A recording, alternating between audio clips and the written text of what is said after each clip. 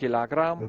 بنابر سبب نبرآمدی بنامدی عبدالرحمن لی کوچمن پیروز می شود و او برای باز یک رقابت دیگر برای به دست آوردن نشان برنجی شانس پیدا می کند. رقابت کامرانشاه استاپریان یا فرصت تماشای رقابت کامرانشاه استاپریان در مرحله نیمه نهایی در رسید. کامرانشاه استاپریان با لباسهای سفید است. از سمت چپ تصویرهای ما او در برابر نیمان مارکوس ورزشگر شویتسیا قرار دارد. گفتم هر دو ورزشگر در همان اوج هنر خود در طی چند لحظه گویم همین رقابت های آخر هستند. در چند فصل آخری رقابت های گرند اسلم جودوی جهانی. این رقابت را داور مرکز از مکزیکا اوراردو گارسیا داوری خواهد کرد. کامرانشاه در برابر ورزشگران قامت بلند هم تجربه نشان دادن فنون دارد. و سمت چپ میل اجرا کردن اصول و تغییر میدهد و دست راست اکنون فقط اجرای فنون و خود را وانمود کردن. از دور گیلم نباید برایت کامرانشاه و رقابت برمیگردد به مرکز مربع و سمت را تغییر خواهد داد. ولی داور چی گمان میکند؟ با سبب کمکاری در مدت قریب 1 دقیقه شاید به هر دو کارت زرد دهد، نه فقط به کامرانشاه که در حال گریز از اصولهای حریف بود. فقط همان پرتاب‌های کمری یا سراپا را اگر اجرا کند کامرانشاه در برابر همین حریف نوبابش که در اوج شهرت خویش است، این ورزشگر 30 ساله، راهی گریز فقط جستن در کار نیست و حریف و ببینید بخشی تومای نگه و به نتیجه کامرانشاه برای کنترل حریف به تخت پشت موقع داشت ولی دستی او برای شاید آسیب دیدن حریف برای او زد.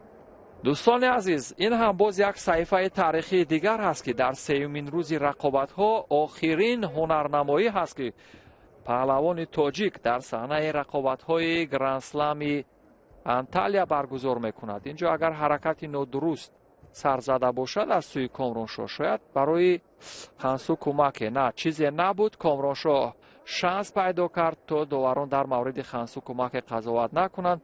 بعضا می شود حرکات غیر انتظار، آن ورزشگر انتظارش نیست.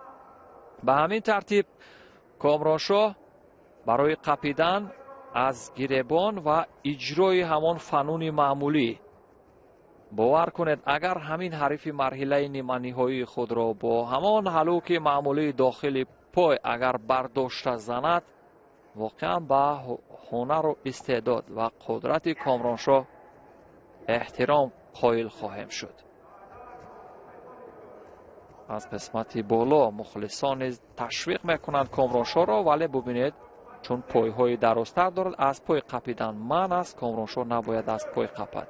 یک اصول پایزنی کامرانشاه را از پای درافتاند. با سبب کمکاری بار دیگر با کامرانشاه شیدا و سوی داور یک نگاهی با غضب داشت. ولی امروز دستاورد در 4 مرحله گذشته رقابت ها داشت. اجرای اصول کند اگر نظر داوران دیگر خواهد شد و از دور رقابت برآمدن در کار نیست.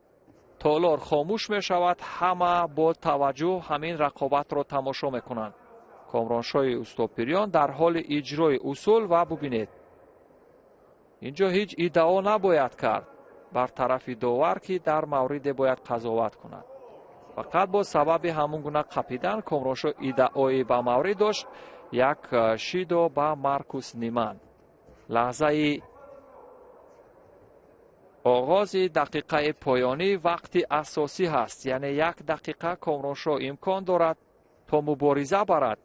اجرای اصول حریف نزدیک می شود و عمل کرده که داشت کامرانشاه را وزری می زند و کامرانشاه با فکرم تسلیم شد. ولی дар бахши асикоми ваза дигар Комроншо гумон мекунам ки мубориза карда наметавонад. сонияҳои поёнии вақти асосӣ ин ҳарифаш маротибаи дуюм аст ки пайопай дар муддати як ҳафта ба марҳилаи финалӣ меравад. аммо дӯстони азиз, Комроншо шанс дорад то барои ба даст овардани нишони биринҷӣ талош кунад. дар қуввозмоии баъдӣ Комроншо бо ҳарифаш аз чех Давид Кламерт рақобат мекунад барои ба даст овардани нишони биринҷӣ. ҳамин тартиб марҳилаи муқаддамотиро бо шумо Каримхон Бегматов тамошо кардам.